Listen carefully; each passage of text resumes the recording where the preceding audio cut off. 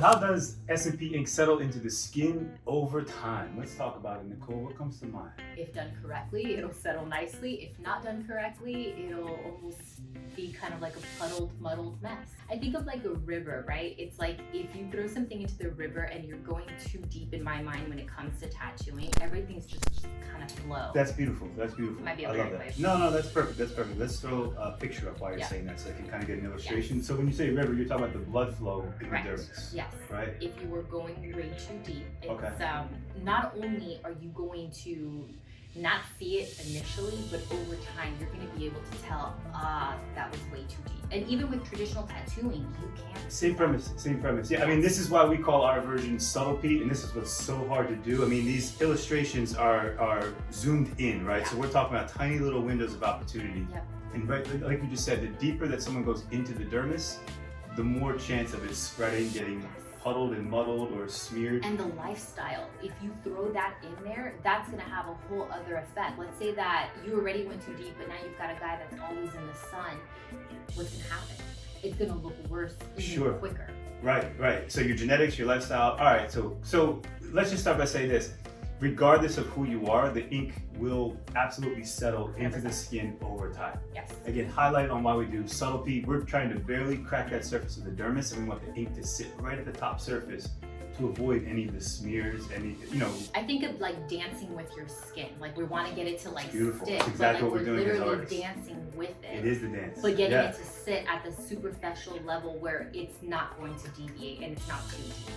No, exactly right. I love that. All right, cool. So let's break it down a little more. We'll let ChatGPT AI kind of help us out a little bit to explain the medical. So affected by a number of factors, right? White blood cells, does that mean anything to you? The white blood cells eating away at the ink? No.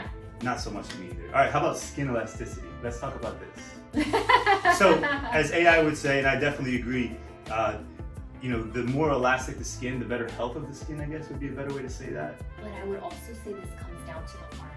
This is gonna sound wild, but Okay. like if they're stretching the skin correctly when they're even working on Okay. the skin, Okay. that makes a big difference right there. Step number Step one. one. No, I completely agree with that. Okay. But also, I think we're some of the few artists company that does SMP that really focuses on the skin. Yes.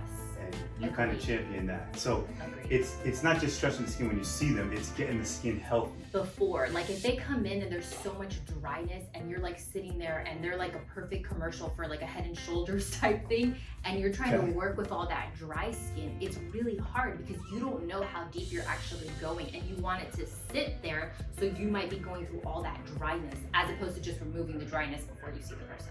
Right. I mean, hopefully you can see it too. I mean, we have a lot of experience, but I think a regular person could see if someone's skin is dry, Yes. if it's wrinkly, if it's kind of shriveled up.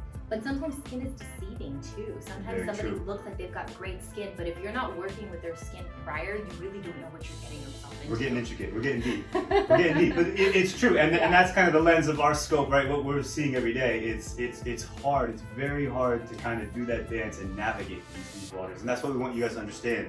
This is the big one that got me. I think this is the most obvious. So ink migration is another factor, right? So again, like we already addressed, we both agree. Ink is going to keep migrating. It's going to keep settling in. Like you said, that river of blood in the dermis. Yeah. Everybody's going to be different. Yeah. But number of factors including poor ink quality, which we definitely talk about a lot on this channel, improper depth, which you kind of touched on. And again, that's why we do the subtlety. We're trying to just barely scratch the surface of that dermis, because the deeper you go, the more trouble you're going to be in when it comes to looking real, when it comes to looking like dots or impressions. This is a big reason why we're always saying healed results. Don't judge any artist from their instant results, because all these things are most assuredly going to happen, right? Because any tattoo, even regular tattoos, they look good. Most tattoos always look good like the day after. They're like prominent. You're like, oh, that looks amazing. Sure, ink is fresh. Yeah. But a year, 2 years, 5 years, it doesn't look the same. Right, and traditional body art tattoo, that's different, but something cosmetic that you want to look like hair, this is crucial that people grasp these concepts. I would just say the depth is everything. And this is really hard for people that are learning to do this because every person's depth is so different. So it can be like a day and night type situation on different clients. That's why it's so important to understand the skin and knowing that it's better to go less than more.